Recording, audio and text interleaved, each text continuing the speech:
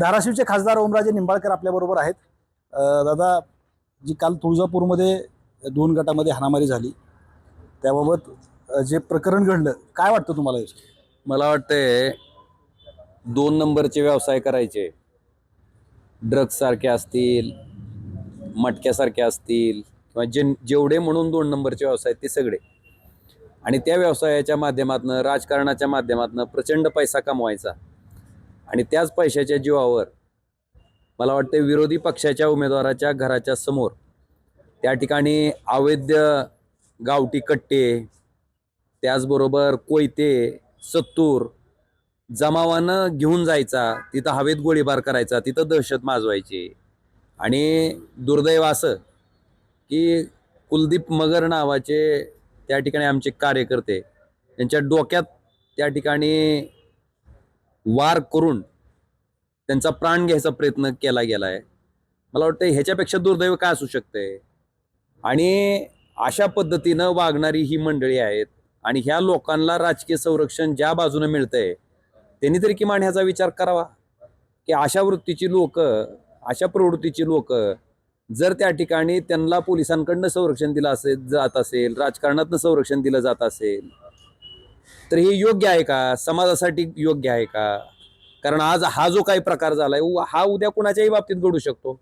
आणि म्हणून माझी पोलीस प्रशासनाला कळकळीची विनंती आहे की आता हे ड्रग्सच्या नंतर हा अवैध कट्टे आणायचा प्रयोग कुणी केला, मग ह्यानं तुळजापूरची बदनामी होत नाही का? अजून एक मला प्रश्न पडलाय की तिथल्या शहाण्या आमदारानं खरं तर हे ड्रग्सचं रॅकेट उघडकीस आल्याच्या नंतर त्याच्यामध्ये जेवढे कुठले आरोपी आहेत त्यांना अटक झाली का? हे रॅकेट पूर्ण नेस्तनाबूत झालं का? हे ड्रग्स पुन्हा भविष्यात आपल्या शहरात येणार नाही ह्याच्यासाठी लक्षवेधी करणं अपेक्षित होतं. पण ह्याच्यासाठी एकही लक्षवेधी त्या बिचाऱ्यानं करायचं धाडस दाखवलं नाही. उलट त्या ठिकाणी पोलिसांनी गुन्हा नोंद करून ज्यांना 2 महिने जेलमध्ये टाकलं. मला वाटतं त्याच्यामुळं त्याच्या बाबतीत प्रसार माध्यमांनी आम्ही आवाज उठवला म्हणून आम्ही बदनामी केली असं म्हणणाऱ्याची नेमकी अक्कल ठिकाण्यावर आहे का? बुद्धी ठिकाण्यावर आहे का?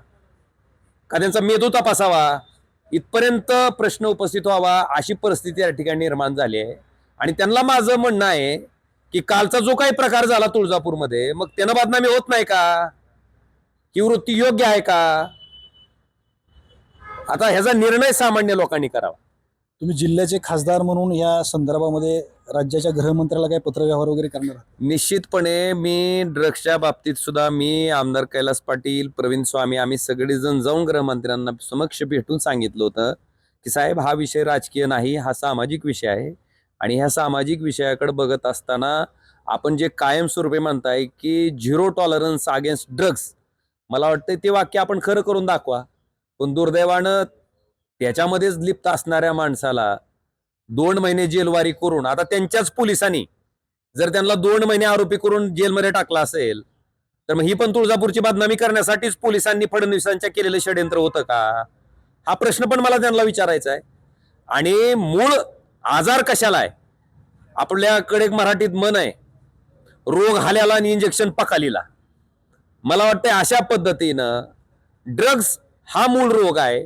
मला वाटतं त्याच्यावर उपाय करणं, त्याचा पायबंद करणं, ते नेस्तनाबूत करणं, त्याच्यातले सगळे आरोपी शोधणं आणि त्यांना समाजातून बाहेर फेकणं, त्यांना जेलच्या मध्ये टाकणं, हे लोकप्रतिनिधी म्हणून आपलं कर्तव्य असलं पाहिजे. ह्याच्या उलट ते जी लोक ह्याच्यात लिप्त आहेत त्यांना भारतीय जनता पार्टीची अधिकृत नगराध्यक्ष पदाची उमेदवारी द्यायची आणि त्याच्यातनं कमवलेल्या पैशाच्या जीवावर काल जो नंगा नाच त्या ठिकाणी तुळजापूरला केला गेलाय, अशा पद्धतीचा नंगा नाच त्यांनी करायचा. नेमकं काय संदेश आपण सर्वसामान्य लोकांसाठी देतोय? खरंच आपण लोकप्रतिनिधी म्हणून जे काम करतोय ते योग्य आहे का अयोग्य आहे? हा प्रश्न मला वाटतं त्या ठिकाणी मनाला विचारावा. हसीना पारकर प्रकरण जिल्ह्यामध्ये गाजलं. तुम्ही एक पत्र दिलं बूथ हलवण्याविषयी, गुंडागर्दीविषयी, आणि त्याच्यात त्यांचं असं म्हणणं आहे की तुम्ही महिलेची बदनामी केली आणि महिला आयोगाकडे तक्रार करताय. सगळ्यात महत्वाचं, माझं पत्र जर आपण पूर्ण वाचलं असेल तर त्या पत्रामध्ये मी अतिशय स्पष्टपणे लिहिलंय की त्या ठिकाणी दहशतीचं वातावरण आहे. आमचे उद्धव बाळासाहेब ठाकरे शिवसेना पक्षाचे जे अधिकृत उमेदवार होते रजाकभाई आत्तार, यांना त्या ठिकाणी प्रचार करण्यापासून रोखलं गेलं होतं. त्यांना धमक्या दिल्या गेल्या होत्या. इतकंच नाही तर त्या ठिकाणी त्या काळे प्लॉट जिथलं मी नाव घेतलं तिथं 13 मर्डर कशामुळे झालेत ह्याचा पण तपास करा आधी. आणि तिथल्या लोकांनी स्पष्टपणे मला सांगितलंय की अशा पद्धतीचं नाव घेऊन आम्हाला धमकावलं जातंय असं तिथल्या स्थानिकच्या लोकांचं तक्रारदाराचं म्हणणं आहे. मला वाटतंय अशा पद्धतीनं जर कोण धमकावत असेल आणि तिथल्या नागरिकांनी जर मला तशा पद्धतीची तक्रार केली असेल तर मी ते जे लोकांचं म्हणणं आहे तेच त्याच्यात लिहिलंय.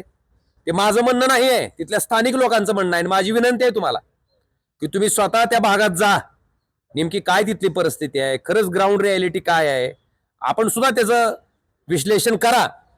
आणि माझं असं म्हणणं आहे की अशा गुंडवृत्तीची लोक, दहशत माजवणारी लोक, ड्रग्ज सारखा व्यवसाय, अवैध शस्त्र बाळगणारी लोक, अशा लोकांचं समाज जीवनातनं त्या ठिकाणी उच्चाटन करणं, त्यांना जेलच्या पाठीमागं टाकणं आणि सामान्य माणसाला दहशतीच्या वातावरणात जगायला भाग पडणार नाही ह्याच्यासाठी आपला आवाज उठवणं, हे जर काही पाप असेल तर ते पाप मी रोज करीत राहीन, तो आवाज मी रोज उचलत राहीन.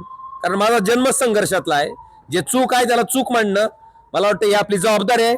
आणि समाज जीवनामध्ये जर असे कुठले घटक असतील तर त्याचा पायबंद करणं ही सुद्धा लोकप्रतिनिधी ह्या नात्यानं माझी जबाबदारी आहे. ते मी पार पाडलंय आणि इथून पुढेही त्याच ताकदीनं पार पाडत राहील. एकंदरीतच जिल्ह्यामध्ये जे दहशतीचे वातावरण आहे हे थांबवणं गरजेचं आहे आणि ते थांबवण्यासाठी आम्ही प्रयत्न करत आहोत असं खासदार ओमराजे निंबाळकर यांनी म्हटलं. श्रीराम क्षीरसागर, TV9 मराठी, धाराशिव.